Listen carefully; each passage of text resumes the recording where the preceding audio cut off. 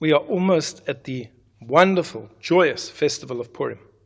And of course, Purim last year was pretty much when the whole coronavirus broke out, and many people, unfortunately, got sick at their Purim parties. So let's try to share a message about Purim in these times of corona. There is a law that's mentioned in the Code of Jewish Law, that the person who reads the Megillah takes the Megillah and spreads the whole thing out from one side to the other. And then as he reads, he folds different parts over one another. Not like the Sefer Torah, where you roll it, and most of it is covered to the right, most of it is covered to the left. Here the Megillah is entirely stretched out, and the person reads it. And then when he's finished, he rolls it all back together again. What is the reason for this custom?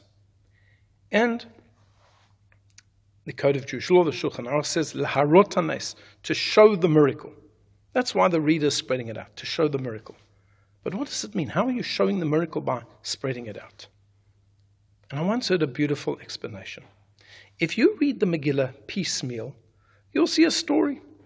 It's a regular story, a story perhaps of political intrigue. At the beginning, there's a king who makes a big party, and he's angry with his wife, and he puts her to death.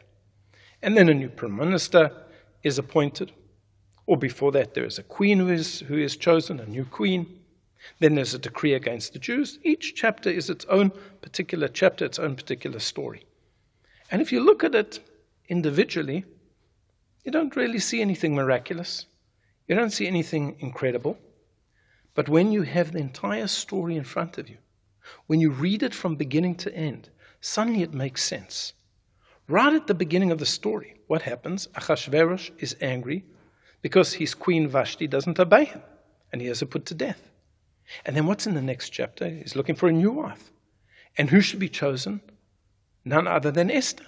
Suddenly there's a Jewish queen in the palace. We don't hear that much more of her. And then in the next chapter, there is Haman.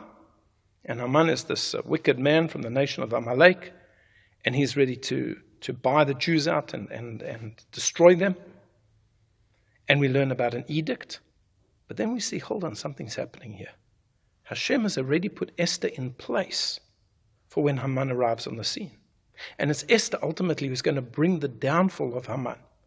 Now, all of this might seem, just like the laws of nature, coincidental, political intrigue.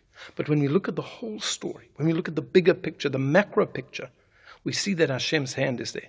We read the Megillah quite quickly, but the whole story of the Megillah happens over many, many years. But when we stretch it out, we're able to see, that's the miracle. And this is something that Purim is teaching us. When we look at life, when we look at a year or 2 years or 10 years or a decade, perhaps even a century, we see a whole lot of events not really connected with one another. We don't know what the cause and effect is. But if we would have this macro view and to look over the whole of history, we would begin to see how things piece together. And ultimately, harot hanes, to see God's hand in everything.